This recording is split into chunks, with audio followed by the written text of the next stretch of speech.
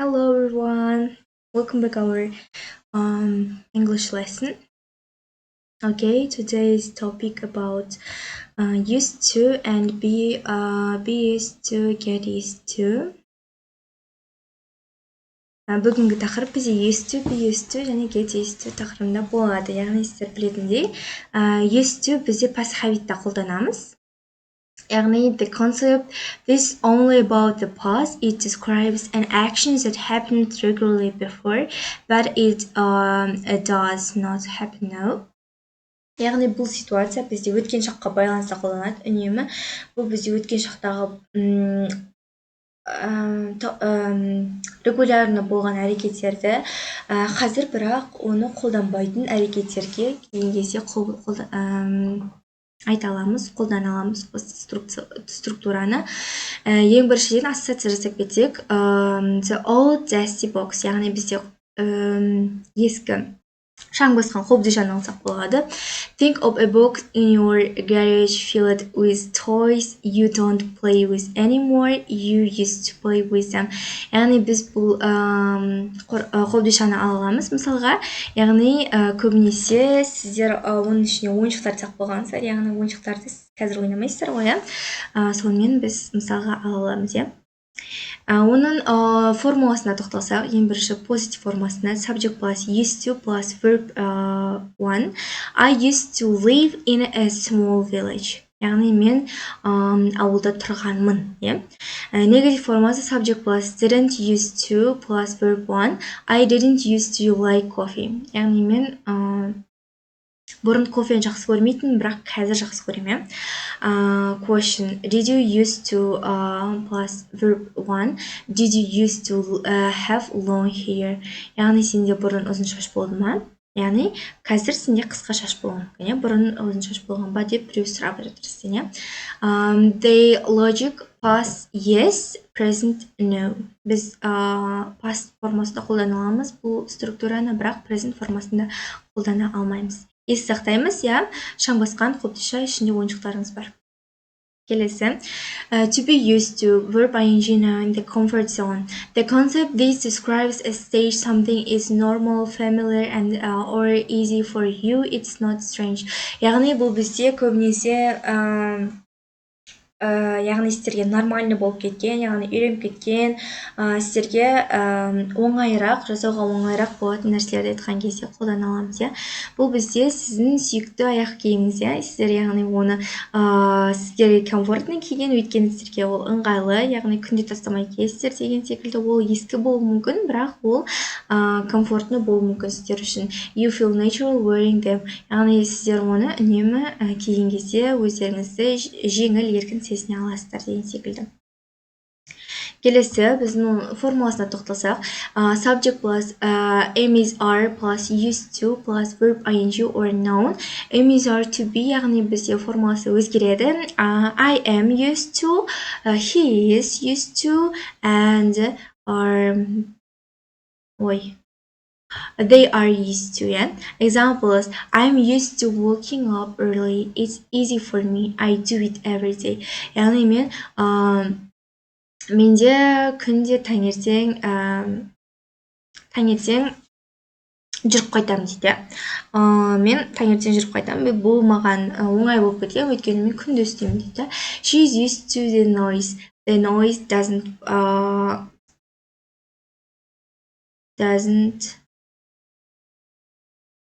bother her. Яғни мен күнде жаңағыдай не істеймін дейді. Шулаймын дейді, шуды қолданамын дейді. K-logic, it's 100% normal and comfortable. Сіздерге бұл 100% нормальный және де ыңғайлы болып қалған жағдайларда қолданамыз. Яғни сіздердің комфортный зоналары. Келесі, to get used to verb ing noun the process. The concept this describes a change you are in the middle of learning to be comfortable with something new. Яғни сіздер бұны көп өзгерген нәрселерге қолдана аламыз. Яғни бұл ассоциация ретінде сіздердің жаңа аяқ киімдеріңіз алсаң болады. Яғни бастапқы кездерде сіздің ол аяқ киім сіздің аяғыңызды ауыртуы мүмкін. Яғни бұл жаймен деп сіздердің жақсы сезімдеріңізге әсер ететін жағдай болып есептелінеді. Яғни сіздерде жаймен оған процесс, яғни бұны процесс деп алсақ болады. Сіздер процесстің арқасында барып ол жаңа аяқ киімді киюге үйренесіздер. Бұның формасына тоқтасақ, subject plus get or am getting used to verb ing or noun. Example, I just moved to London, so I'm getting used to the rain. яғни I'm still learning to live with it. яғни мен жаңағыдай қазір ғана Лондонға ауыстым. яғни мен енді жаңағыдай жаңбырға үйреніп келемін. Әлі үйренбеген, бірақ та уақыт өте келе процестердің арқасында үйреніп келеді ол.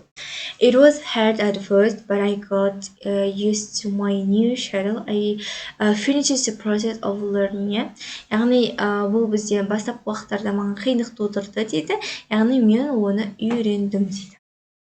Бізде 0% 100%-ке дейінгі біз адаптация ретінде қабылдай аламыз, логикасы ретінде.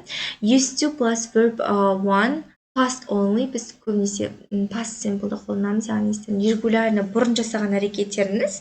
Мысалға сіз бұрын ойыншықтармен ойнадыңыз, қазір есейдіңіз, қазір ойнамайсыз. I finished habit. Be used to, be present, general, it's normal, easy. яғни be used to біз көбіне сіздердің нормальды комфорт зоналарыңызды айтқан кезде қолданамыз.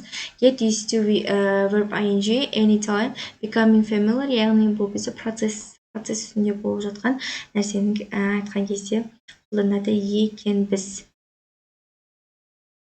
Мән бере кетіңіздер, біздер get used to-ді көбіне қараңыздар. Get used to get used to.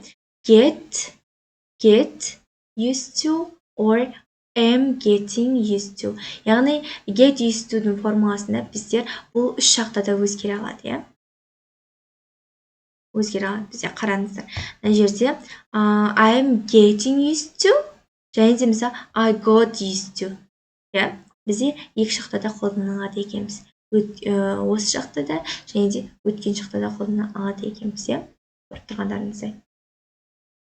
I'll teach this with one story past. When I was a student, I used to sleep until 11 a.m. I don't do that now. Мен студент болған кезде мен жаңағыдай 11-ге дейін ұйықтайтынмын. 11-ге дейін ұйықтайтын, бірақ қазір ондай емеспін. Process. Then I got a job. It was difficult at first, but I got used to waking up at 7 a.m. I was adapting. Адаптация болып жатыр. Мен жұмысқа тұрғалы бері бастапқы уақыттарда қиын болды. Одан кейін мен азнаға 7-те тұруды үйреніп бастадым. Адаптация болды мен. State now. I have worked for 5 years. I am used to waking up early. It's easy for me now. Мысалы, to be used to қолданып тұрған жерде. яғни бұл бізде қазір мен жұмыс жасап жатқаныма 5 жыл болды. яғни сол аралықта мен ерте тұрып жүрмін. Бұл бізде оңай болып кеткен қазір. Pro tip for students, remind them that used to, if the only one, it only takes the base verb. The other two are social. They always want to ing or a noun after them. Қараңыздар, used to формасын қолданған кезде біздер оны жалғыздық деп болсақ болады. яғни used to біздер өзін ғана қолдана аламыз. Verb one мен біздер ing мен және де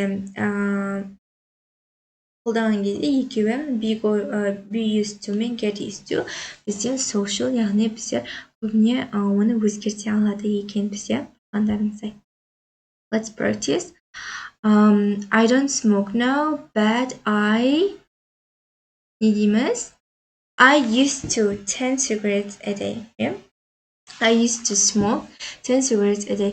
яғни мен қазір шекпеймін, шылым шекпеймін, бірақ бұрын мен 10 шылымды күніне шегетінмін. At school. яғни оны өздеріңіз біліп көріңіздер. Келесі sentence transformation. I played the piano when I was a child, but I stopped it. яғни сіздер осы сөйлемдерді трансформация жасап көріңіздер, өздеріңіз орындап көріңіздер. Мінекей бізде жауаптары тексеріп алыңыздар. Окей, рахмет мен болғандарыңызға. Goodbye. Сіздерге түсінікті болды деген ойда.